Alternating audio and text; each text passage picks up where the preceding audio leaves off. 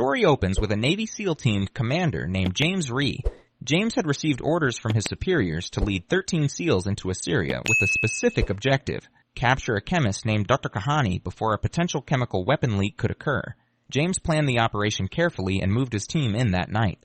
The moment they approached the target, however, they walked straight into an ambush. The enemy appeared to have known their plan ahead of time, with multiple traps already laid out along the team's route. Surrounded and completely outgunned, James's team suffered devastating casualties.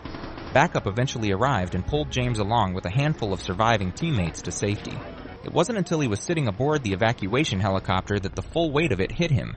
Nearly his entire team was gone. After the bodies of his men were recovered, James was brought in for debriefing. His commanding officer asked him to walk through what happened.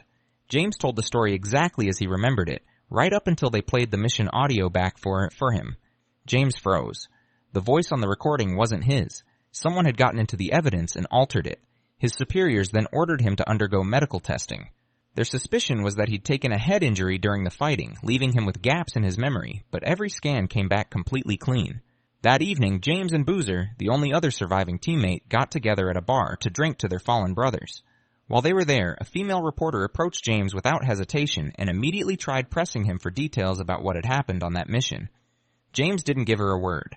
He poured the rest of his drink in her direction and walked away. Not long after, he was on a flight back home from the front lines.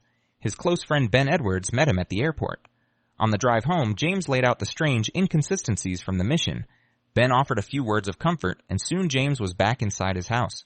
He thought things might finally slow down, that he'd get some quiet time with his family, but instead he was about to drag them into a nightmare. The very next morning, a phone call changed everything. James hung up and rushed straight to Boozer's house, where federal agents were already on scene. They told him Boozer had taken his own life. James couldn't accept that. He'd just been sitting with the man the night before. There was no way Boozer had shot himself. The agent replied that according to the coroner, Boozer had actually died the night before last, making it impossible for James to have seen him the previous evening. James stood there in stunned silence. Later, he reached out to Ben and got him out on a boat, hoping the open water might clear his head. Out at sea, James talked through his doubts and pulled out a personal item recovered from Boozer's belongings, a 9mm pistol. The problem was that James knew Bastel Boozer had always been devoted to the 45 Verhana Colt 1911. If Boozer had ever chosen to end his own life, a 9mm would have been the last weapon he'd reach for. Nothing about it made sense. James kept those suspicions to himself and went to his teammate's funeral. On the drive home afterward, he spotted a car trailing him. Once he got back, he told his wife to take their daughter inside while he quietly looped around to confront whoever was watching. It turned out to be the same reporter from the bar. James brought her into the garage. Katie, the reporter, assumed he'd agreed to an interview. Instead, James asked her if she remembered the man who'd been sitting beside him that night at the bar. What she said next hit him like a physical blow. She told him there had been nobody sitting next to him. He had been alone. She also handed James the autopsy report on Boozer, which confirmed that Boozer had been dead before the evening James believed they'd spent drinking together. Before she could say anything further, James told her to leave. She put her business card down on the table and walked out. James stood there staring at the report, his mind in freefall. One moment he had a crystal clear memory of sitting with Boozer. The next, the chair beside him had been empty all along. He locked Boozer's pistol inside his safe, went upstairs, and told his wife he needed to go to the hospital. Maybe there really was something wrong with his head. At the hospital, lying inside the MRI machine, images of the ambush and his dead teammates surged back through his mind. Time blurred. When the scan finally ended and he climbed off the table, a masked gunman was pointing a weapon directly at him. James raised his hand slowly and sat up. A second gunman materialized, pressing a pistol against his skull. In one sudden motion, James grabbed one of the guns and fired, dropping the first attacker, but the second man wasn't done. He kicked James's weapon away. James, furious, drove his thumb into the man's eye and followed it with a devastating strike to his groin. He threw punches in rapid succession, but the attacker fought back, drawing a knife and slashing James across the chest. James wrapped a hospital gown around his forearm to deflect the blade. As the two struggled, the first gunman, who had only been wounded, rejoined the fight. Together they tried to force the knife into James's throat, but James wrenched one attacker's arm sideways, making him stab himself, then slammed him to the ground and bit savagely into his wrist. The man screamed and released the weapon. James grabbed the pistol and put 5 shots into him. The other attacker, bleeding from his wound, turned to run. James checked the pistol on instinct and stopped cold. It was the exact gun he had locked in his safe the night before. Something was deeply wrong. He made a frantic phone call while speeding home as fast as the car would move. He got there quickly, entered with caution, and found his wife and daughter in the kitchen, both shot dead. His heart broke apart on the spot, grief beyond anything words can hold. All he could do was scream. In the span of just 2 days, he had attended funerals for 15 people, including his own wife and daughter. He swore that whoever was behind all of it would pay in blood. After the funeral, he sat at their graves for hours, unable to make himself leave. That night, he drifted through the house in a daze, sitting alone in the kitchen, staring at a crayon drawing of their family his daughter had put on her bedroom wall, lost somewhere inside the memories. One happy family wiped out overnight. It was unimaginable. At dawn, NCIS agents knocked on James's door. When he saw the lead agent, he suddenly remembered. This was the same man who had handled Boozer's case. The agent got straight to the point and said he wanted to inspect James's gun safe. James let him in and opened it. The agent looked it over and asked who else knew the combination. James made it clear that only his own fingerprint could open the safe, so nobody else could access the weapons without some high-level technical method of bypassing it. The agent began pressing harder, but James snapped. He pointed directly at the agent and unloaded on him, accusing NCIS of being completely useless, wasting time harassing a victim while the real killers were still out there free. He insisted again, loudly, that Boozer's death had not been a suicide. The agent didn't push back. He offered a few calm words and left. Later, Katie and that same agent went to the hospital to look at the scene. The agent mentioned that he had been the very first to arrive after the incident, but aside from a couple of shell casings from James's weapon, there was nothing. No bodies, no blood, no sign of the attackers at all. The area also had no security cameras, so there was no footage to work with. The agent laid out 2 possibilities. Either James really had fought off attackers and the scene had been scrubbed clean before police arrived, or nothing had happened and it had all been in James's head. Either way, James had clearly come to that hospital for a reason. Based on how James carried himself, the agent believed he was telling the truth. What they needed was evidence. That night, James sat alone in his house, turning everything over in his mind. Then he heard a sound at the door. He raised his weapon, moved toward it carefully, and opened it a crack. It was Katie. James told her he had nothing to say, but then she said something that made him stop and listen. Once they sat down, Katie explained that the NCIS agent had been first on scene, yet had reported no evidence of any attackers. James told her that professional outfits are capable of erasing a crime scene in a matter of minutes. Katie then slid a police file on Boozer's case across to him. As James looked through it, he noticed that the same agent had also been the very first to arrive at Boozer's scene as well. Something was clearly wrong. After Katie left, James went online and started digging into the agent's background. It started almost as something to do, but then he found something that stopped him. Zooming in on a photograph of the agent and covering parts of the image with his fingers, James saw that the man's eyes were identical to those of the masked attacker from the hospital. He started drawing connections between Boozer's death and his family's murders. His first call after the killings had gone to the police. By standard protocol, local police should have been first to respond, not an NCIS agent. The man was hiding something major. James decided to tail him. He assembled his best gear and spent time photographing the agent's daily routine, learning his patterns. Then he handed all of it to Ben, asking him to use his CIA resources to go deeper. James didn't stop moving. When it was done, he put everything back exactly the way it had been and disappeared without a trace. That night, James waited. Ben showed up at his door, and the moment he was inside, he shared what he'd found. 2 days before James's family was murdered, the agent had pulled James's personal record from a government database. The agent was almost certainly responsible. Ben then handed James a package. Inside was one of John Wick's favorite pistols. Ben's way of helping James settle the score for his family and his fallen brothers. Late that same night, James scaled walls and crossed rooftops, easing into the agent's apartment without making a sound. He approached the bed, slipped the gun from beneath the agent's pillow, and then pressed a thick suppressor into the man's mouth. He told him to show his hands. James checked them and found no wounds, which told him this wasn't one of the masked attackers, but the man definitely knew things. Under interrogation, the agent gave up a name, Saul, AGN. He claimed money had been wired into his account and that he had simply been following orders. James went still for just a moment. The agent took the opening and fought back, but James put a bullet in him immediately. He staged the scene to look like an accident and was gone. Next on the list was Saul. With a name to work from, James searched online and turned up another lead, Capstone Industries.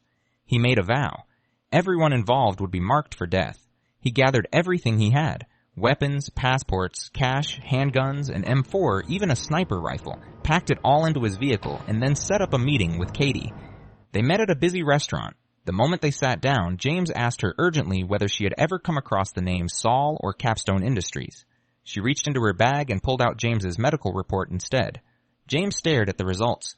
The scan had revealed a tumor in his brain. His head swam. Katie told him he was sick and that everything he'd been experiencing might be hallucinations, that maybe he himself had caused all of this. But right then, James picked out a suspicious-looking man sitting nearby. He cut Katie off mid-sentence and told her to come with him. She followed him outside. As they moved, James told her they might be under surveillance. Katie wasn't convinced, but the second they were in the car, James checked the mirror and saw the suspicious man had started his engine too. James floored the accelerator. The cars hit each other in a violent collision. The moment James stepped out, a bullet cracked past him from behind. He didn't miss. One shot dropped the man. After confirming he was dead, James searched the vehicle and found a stack of documents. Back in his own car, he passed the file to Katie. When she saw a full dossier on James himself inside, she understood that everyone had been wrong about him. James looked at her and asked whether she still thought he was losing his mind. They pulled into a nearby parking lot, switched vehicles, and James handed Katie a pistol for her own protection. Before they split up, Katie asked for more on Capstone Industries and promised she would dig into it. And at a remote safe house, James sat down with Ben, handed over the documents on Saul, and waited. Ben tracked Saul to a golf course.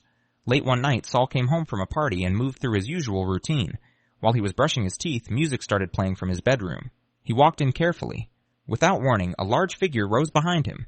James pulled a plastic bag over Saul's head and lashed him with rope. Saul passed out from the lack of air within moments. He checked his stock prices first thing, snapped a photo of his mansion to post online, liked his own post, and then drove his supercar into the office. What he didn't know was that death had been watching him since before he woke up. James had been waiting along the road Marcus traveled every single day. A few hundred meters out, one bullet found its mark. Marcus slumped forward. His car veered and went over a cliff. James walked to the wreck, found a secured phone in the man's pocket, used the dead man's face to unlock it, and cracked the data inside. Marcus turned out to be the second-tier trafficker himself. James passed everything to Ben, who quickly identified the assassin connected to the kill. They arranged a meeting on a mountaintop in Mexico. James's uncle helped connect him with a local security company, and together they found a nearby training compound used by assassins. A few days prior, 2 members had left on a mission, and only one had come back, his arm still bandaged. That man was almost certainly the killer.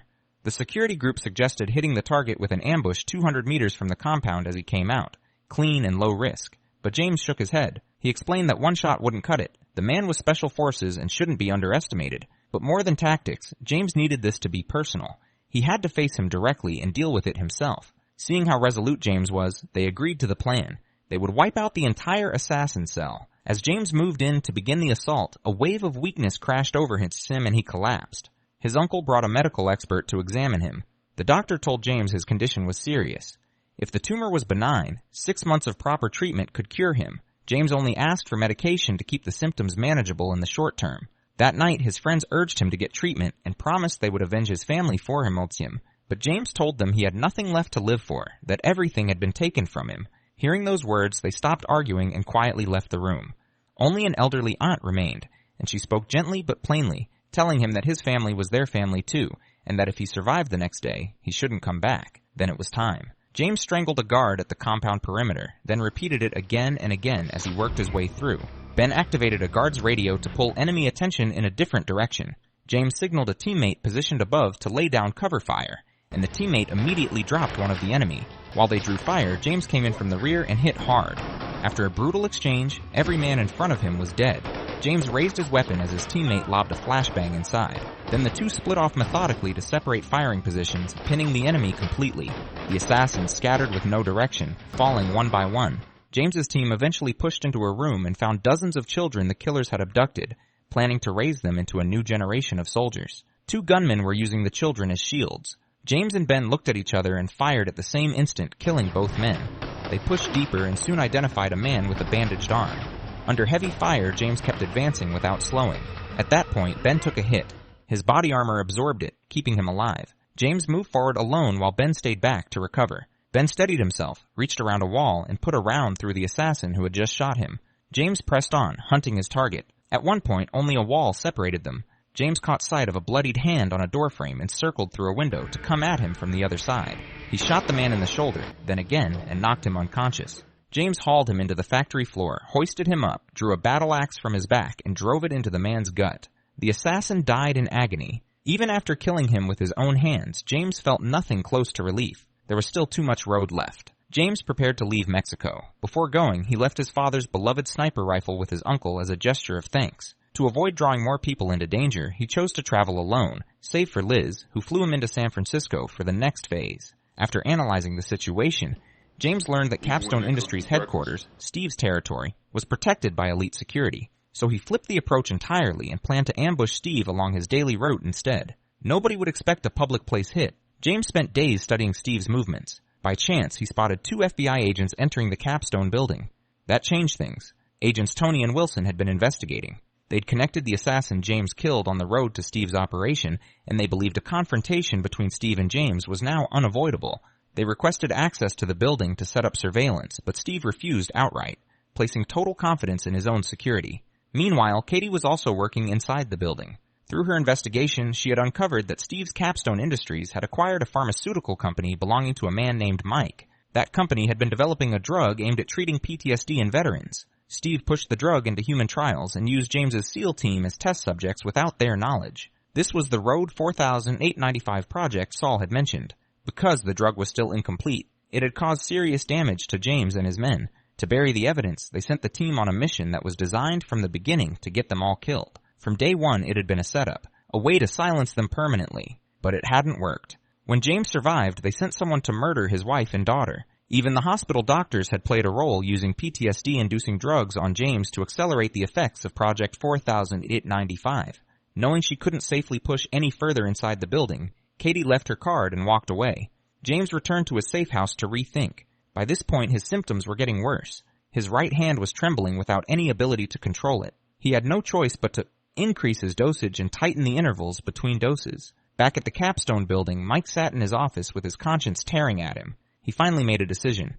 He loaded all of the relevant data onto a USB drive and called Katie, telling her they needed to meet that night. At the same time, Steve's people had already noticed Mike's behavior. Steve sent men to deal with him. Meanwhile, James was watching the building entrance and saw Steve leave. He immediately passed word along. Steve's bodyguards never split up under normal circumstances, but today they had divided into 2 groups. After confirming this with Liz, James chose to follow the second group. Not long after, Mike found Katie at a subway station and told her everything. Most critically, 2 months earlier, the company's ownership structure had shifted dramatically, and that shift was directly tied to RD 4895. When he finished talking, he produced the USB with all the crucial data on it. At that moment, Katie spotted a suspicious man nearby. She grabbed Mike and pulled him toward the emergency exit, but they were a step too slow. Mike was shot in the head from behind. Katie didn't look back. She ran.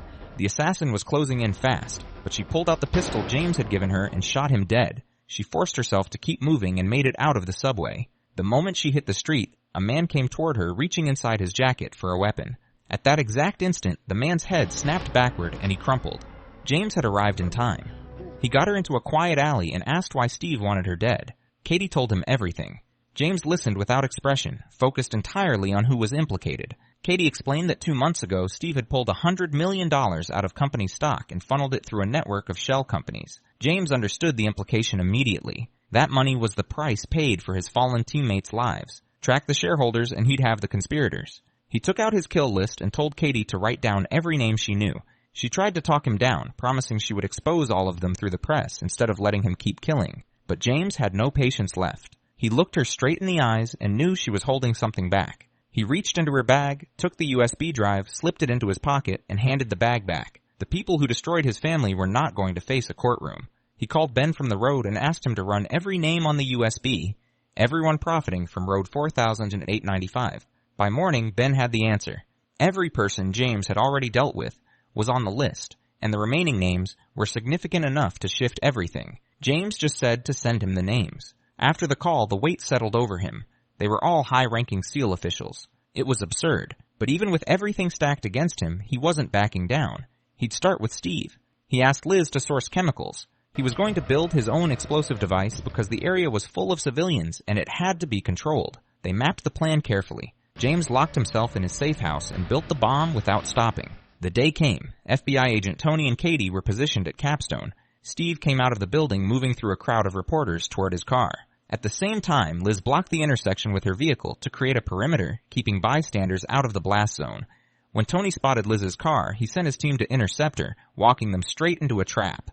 Everything was in position.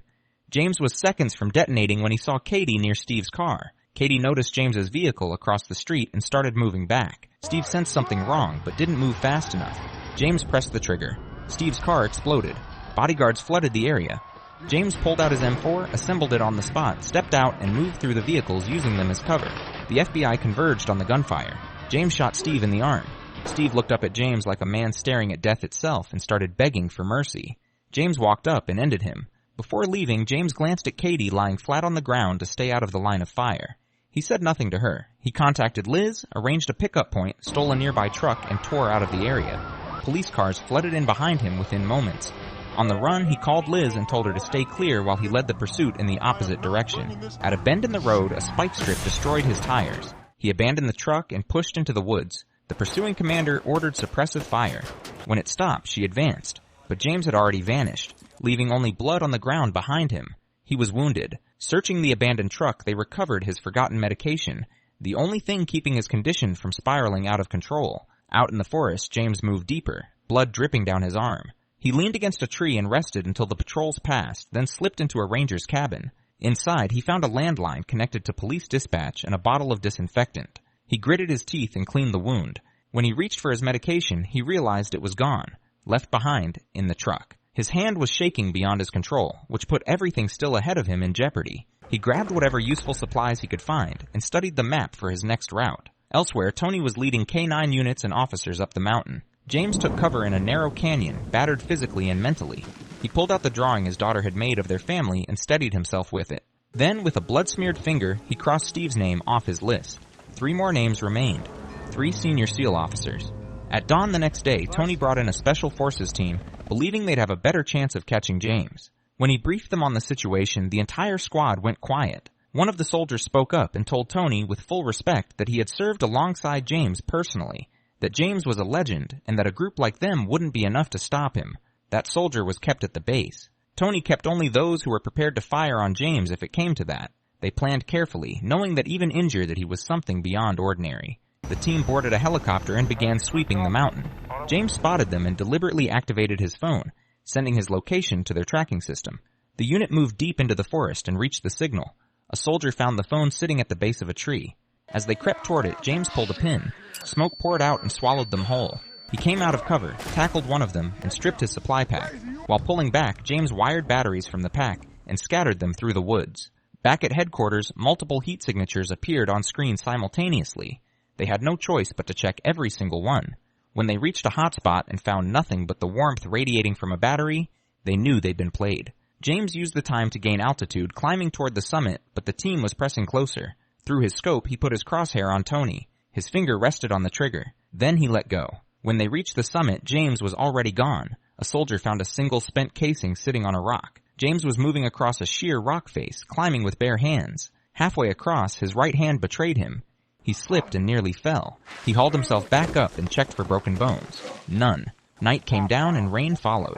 Using supplies taken from the squad, James put together a makeshift shelter, lit a flare, and heated a blade. He pressed the glowing metal into his wound and cauterized it through clenched teeth. He blacked out. In the haze, he was somewhere back in time, talking with his wife over a radio beside the bed. Then the voice changed. It was Tony. Tony urged him to surrender, to stop the killing, to let justice do its work. James came back cold. He told Tony flatly that no innocent person had died by his hand, and that when he finished his list, it would be over. Then he cut the call. The soldiers kept searching.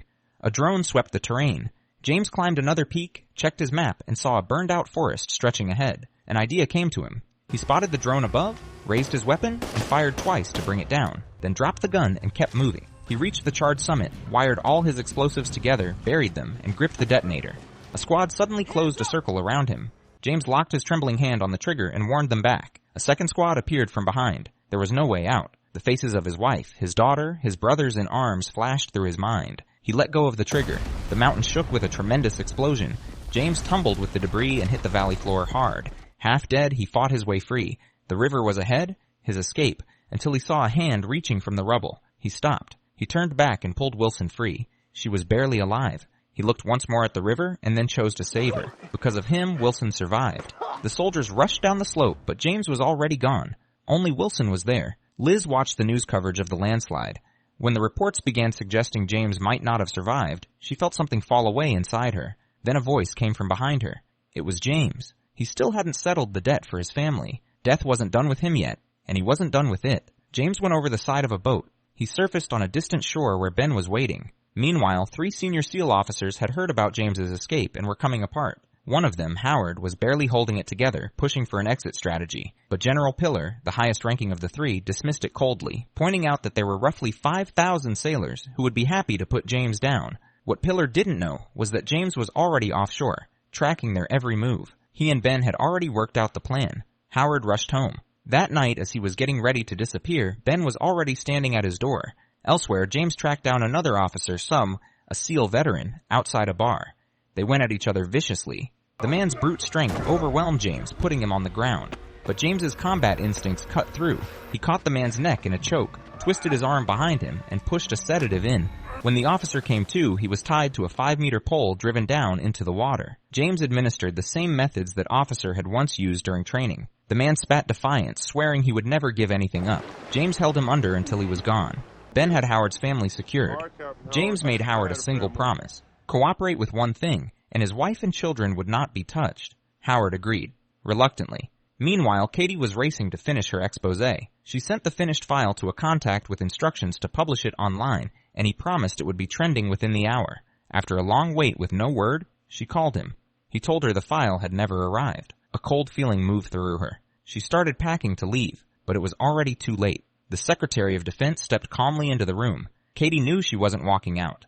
Before it was over, she managed to send James the Secretary's name. Howard sat across from General Pillar and kept glancing at his watch. He slid a phone across the table. James's voice came through the line. Pillar responded with contempt, demanding to know what exactly James thought he could do.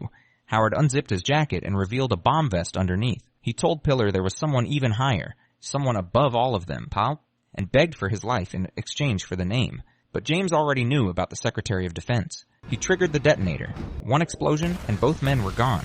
One name remained. After the Secretary had moved Katie to a safe house, she brought in a dozen elite mercenary teams to draw James in and end him quietly, off the books. She underestimated him. James and Ben brought their boat alongside a lighthouse. Ben climbed to a sniper position. James entered from the water. Ben destroyed a patrol boat as a diversion, buying James the opening to advance. What neither side had accounted for was that Tony's Special Forces unit had also arrived to support the Secretary. They located Ben's sniper perch. James came forward, taking down every guard in his path. Ben shot out all the lights across the area. With James pinned behind a tree, he signaled Ben, who removed another enemy. Moving inward, James switched to his sidearm, shooting anyone who paused to reload. He closed in on the safe house. Tony and his men landed under heavy fire, identified themselves, and the two groups joined forces. James cleared the rear entrance, pushed inside, and went through the rooms one by one with smoke grenades, relentless and methodical. One guard remained. James used him to open the final door, then put him down. Inside, Katie stepped directly into James's path, urging him that if he killed the Secretary, there would be no coming back from it. The Secretary's eyes moved to a pistol in her desk drawer. Katie kept talking, trying to hold James in place. But the Secretary understood that if she survived this, she would spend whatever remained of her life in a prison cell. She picked up the pistol and ended it herself. The last name on James's list was gone. When reinforcements poured in, they found the Secretary's body and Katie alive. Outside, Tony had been waiting. He leveled his weapon at James's back and ordered him to surrender. James set his weapon down slowly, but kept strapping on his dive gear, moving through Tony's threats as if they were background noise. Before going over the side, he said one thing: that she was dead. Tony understood what James had been from the beginning. He lowered his gun and let him go. In the final scenes, Katie published the full story for the world to read. Then a message from James arrived. There was one more name, one more architect behind everything. Katie sat with it for a moment, then sent him the name. Cut to a stretch of open ocean. Ben had just come back to his boat after surfing. He stepped below deck and James was there waiting. The last name on the list was Ben. James asked him quietly why he'd done it, whether it had been for the money. Ben looked down, the guilt plain on his face. He confessed everything. General Pillar had told him that James and his men were already carrying terminal brain tumors, letting them waste away in hospitals.